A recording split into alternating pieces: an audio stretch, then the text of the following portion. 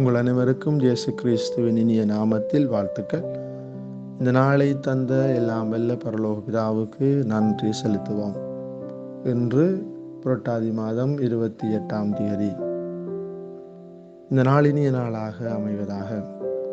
கிறிஸ்து இயேசுவுக்குள்ளே பிரியமான சகோதர சகோதரிகளே, இறைவாக்கினர் ஆகாய் நூலிலே இருந்து நாங்கள் இன்றைய முதல் வாசகத்தை வாசித்தோம். அதற்கு துணை போகின்றது போன்ற திருப்பாடலையும் நாங்கள் வாசித்தோம். இஸ்ராயேல் மக்கள் பாபிலோனியனுடைய அடிமைத்தனத்திலே இருந்து மீண்டும் தங்களுடைய சொந்த நாட்டுக்கு சென்று அங்கே கடவுளால் கொடுக்கப்பட்ட எல்லா செல்வங்களாலும் நிறைக்கப்பட்டு இருந்தாலும் வாழும் கடவுளின் கோவிலை அவர்கள் திருத்துவதற்கு மறந்துவிட்டார்கள். இவர்களுடைய வாழ்க்கையிலே எதுதான் இருந்தாலும் பெரிய குறைவாக இருந்தது இவர்களுடைய உள்ளத்தினுடைய திருப்தியின்மை.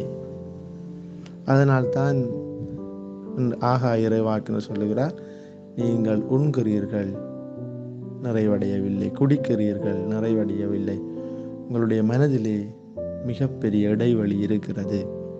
ஏனென்று சொன்னால் ஆண்டவருடைய ஆலயம், அவருடைய பிரசன்னம் இல்லாமல் இருப்பது. அன்பான சகோதரங்களை, இன்றைய நற்செய்தி வாசகத்தை பார்க்கின்ற வேளையிலே அதே விதமான ஒரு கருத்து தரப்படுகிறது. ஏரோது அரசனிடம் உண்பதற்கு, குடிப்பதற்கு, செல்வத்தை அனுபவிப்பதற்கு என்று எல்லாமே இருந்தது. ஆனால் அவனிடம் மிகவும் குறைவாக இருந்ததுதான் மன நிம்மதி. அன்பான சகோதரங்களே, இந்த மன நிம்மதியை தருபவர் கடவுளாக இருக்கிறார். இந்த நாளிலே ஆண்டவருடைய இல்லத்தை மீண்டும் கட்டி எழுப்புவோம் என்கின்ற செய்தி தரப்படுகின்ற பொழுது நம் அனைவருக்கும் கிடைக்கின்ற செய்தி என்னவென்றால், நம் ஒவ்வொருவருடைய வாழ்வு என்கின்ற ஆலயத்தை நாம் மீண்டும் கட்டி எழுப்ப வேண்டும். உள்ளத்திலே தூய்மையுடையவர்களாக நாம் மாறுகின்ற பொழுதுதான் நமக்கு விடுதலை நிச்சயமாக அமைகிறது. எனவே கிறிஸ்து இயேசுவுக்குள்ளே அருமையானவர்களே, இந்த நாளை பயன்படுத்தி கொண்டு நம்முடைய ஆன்மாவை சுத்திகரிப்போம், உடலை புனிதப்படுத்துவோம்.